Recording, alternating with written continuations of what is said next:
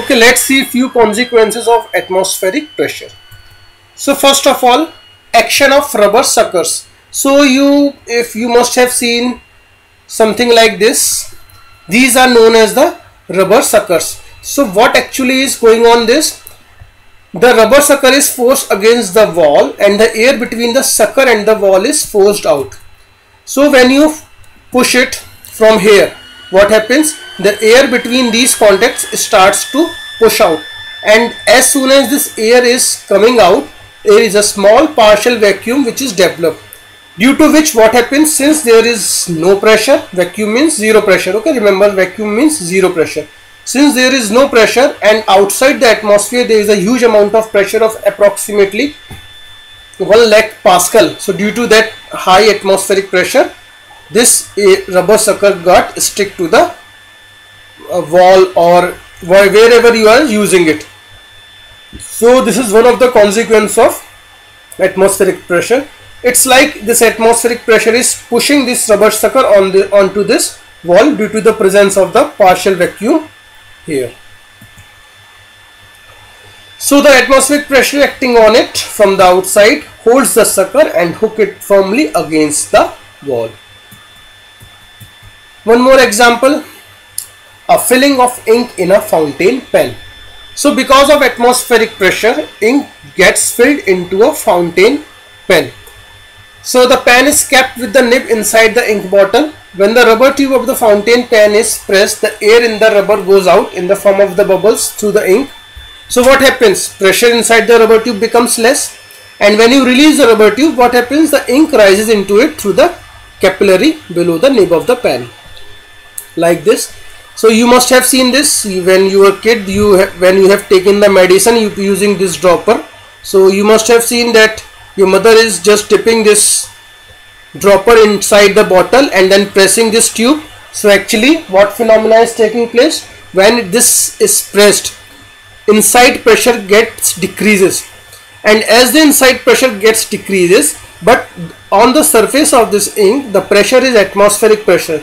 So due to this atmospheric pressure starts to push this ink inside this tube as you release this tube. So this is one more consequence of the atmospheric pressure, because atmospheric pressure on the ink outside the rubber tube is now more than the air pressure inside the tube. Then filling of the syringe with the liquid. This is also one more familiar example. You all must have seen this. Again, while you are taking the piston out, what happens? You are creating a very low pressure, and since the pressure is very low but on the surface of the liquid the pressure is very high, that is the atmospheric pressure. So this atmospheric pressure, what happens? This atmospheric pressure starts to push this liquid inside the plunger, inside this injection, due to the creation of low pressure inside the piston, inside the cylinder. So when you take out this piston, what happens? There is a low pressure inside it and the atmospheric pressure starts to push this liquid inside this injection. So this is one more example of or application of atmospheric pressure. Then nose bleeding, as I was discussing, whenever we go to the higher altitude, what happens? The pressure is very low. Due to that low pressure, what happens?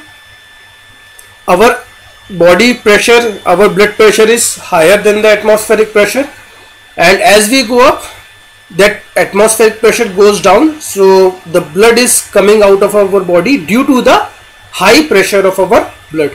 And sometimes it causes the bursting of the valve at the junction point of the nose and the eyes. It's like this. So whenever you go up the hills, this problem frequently occurs due to the low atmospheric pressure of the air at the hills and high blood pressure of our body.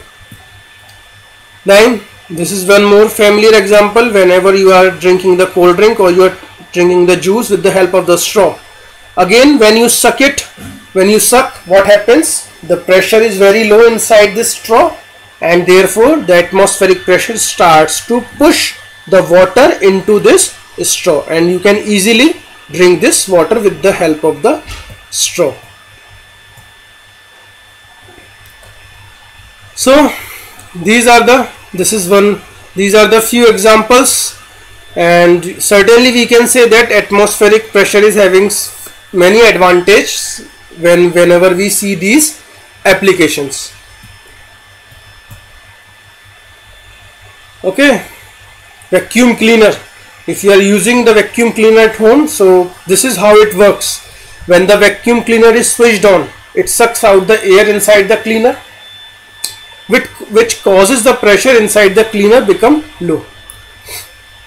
So as the pressure inside the cleaner becomes low, what happens? Since the air surrounding this vacuum cleaner is having the atmospheric pressure, so due to that atmospheric pressure, the air gets forces inside this cleaner, and the dust particles also get inside the cleaner, and hence this is how this vacuum cleaner works.